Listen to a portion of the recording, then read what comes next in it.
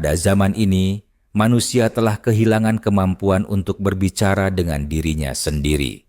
Karena saat terjaga paginya, hidup dimulai dengan satu pertanyaan. Apa yang harus aku tunjukkan hari ini? Bukan apa yang harus dipelajari, bukan apa yang harus diperbetulkan, tapi apa yang harus aku pamerkan agar orang menganggap aku masih hidup. Di sebuah restoran, meja kecil, kopi hangat, dan deretan manusia yang sibuk dengan peranti pintar masing-masing. Ada yang tersenyum pada skrin, bukan kepada manusia. Ada yang ketawa sendiri, lalu cepat-cepat merekod riak wajah itu untuk dijadikan story. Tapi di mataku semua itu adalah topeng dalam bentuk metafora. Manusia hari ini mempamerkan segalanya. Makanan, tubuh, pasangan, kepercayaan, kesedihan, bahkan doa. Apa saja yang bisa dijadikan tontonan akan diperdagang. Tapi yang paling jarang ditunjukkan adalah siapa mereka yang sebenarnya. Aku belajar satu hal tentang manusia. Mereka lebih takut terlihat gagal daripada benar-benar gagal. Mereka lebih takut dibilang bodoh daripada hidup dalam kebodohan yang tak disedari.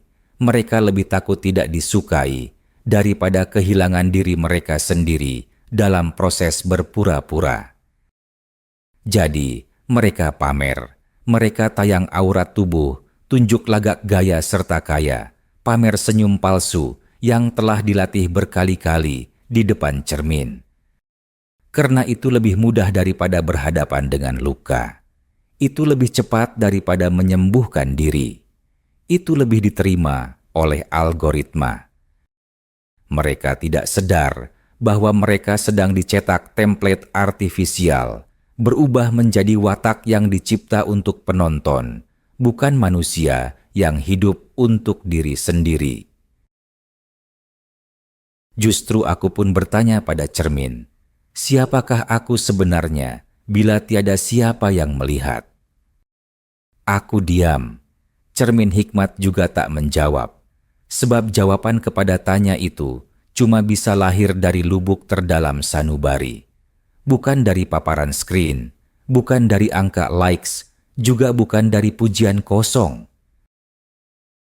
Hari ini, manusia lebih sanggup menjadi konten daripada menjadi manusia. Lebih rela mengedit fantasi daripada mengubah reality. Berahi mahu dikenali sebagai seseorang daripada dikenang sebagai diri sendiri. Namun sayangnya, diri yang tak pernah dikenali itu akan hilang dalam lautan cetak ulang arus fana. Kita hidup dalam zaman penuh sorotan, tapi kosong dalam perhatian terhadap batin sendiri. Kita bangga pada citra, tapi malu dengan kenyataan. Kita jadi pakar dalam membentuk persepsi dan teori konspirasi, tapi gagal mengenal isi hati. Hari ini aku belajar untuk menutup kamera. Bukan karena aku benci dunia, tapi karena aku mahu mendengar suara kecil yang selama ini terpendam. Suara dari dalam yang tak menjerit, tak memaksa, tapi lebih jujur. Aku mulai mempamerkan kejujuran, meski dihujat, meski tidak menarik hati orang. Sebab aku sadar, lebih baik menjadi diri yang utuh dalam sunyi, daripada diri yang kosong di tengah sorakan palsu. Apa gunanya kau terlihat sempurna di luar, andai kehilangan nama sebenarmu di dalam jurang hipokrit? Aku menulis isu ini bukan karena aku ini makhluk suci. Aku juga pernah terpengaruh, namun hari ini aku memilih untuk bertanya dulu sebelum melulu perilaku. Untuk siapa aku hidup? Dan jika jawabannya bukan untuk Tuhan, bukan untuk kebenaran, bukan untuk diri yang sejati, maka barangkali aku sedang menjadi tontonan yang tak lagi punya ruh. Tubuh yang bergerak tanpa jiwa bagaikan hantu. kata yang jika diterbalikan cara sebutan akan membentuk kata Tuhan. Hantu, kata lawan yang melawan ketuhanan. Ini definisi hantu menurut aku secara pribadi, maka dengarkanlah barang siapa bertelinga. Ilmu dunia pun tercicir, ilmu akhirat pun ketinggalan. Naik ke langit dipanah petir, hendak dikebumi di muntah tanah.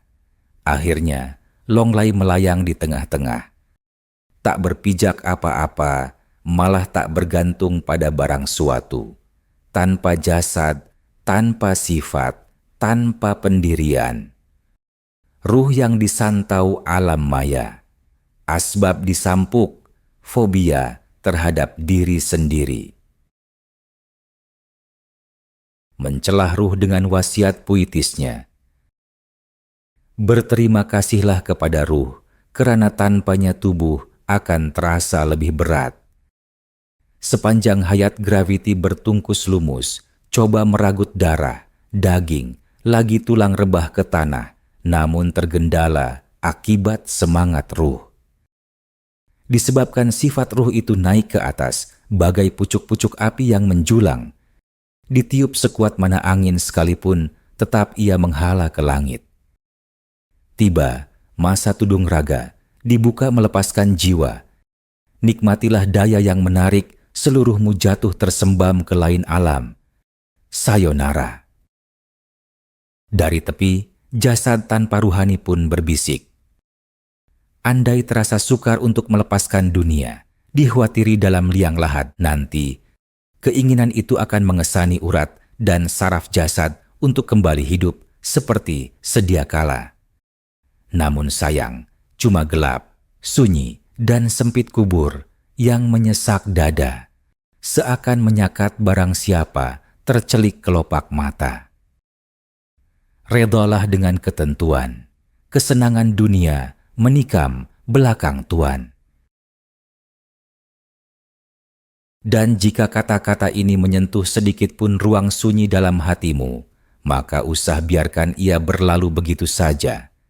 Tinggalkan jejak di ruang komentar, bukan untuk memuji, tapi demi berbagi pikiran, agar kita sama-sama belajar mengenal diri dalam dunia yang kian melupakan makna manusiawi.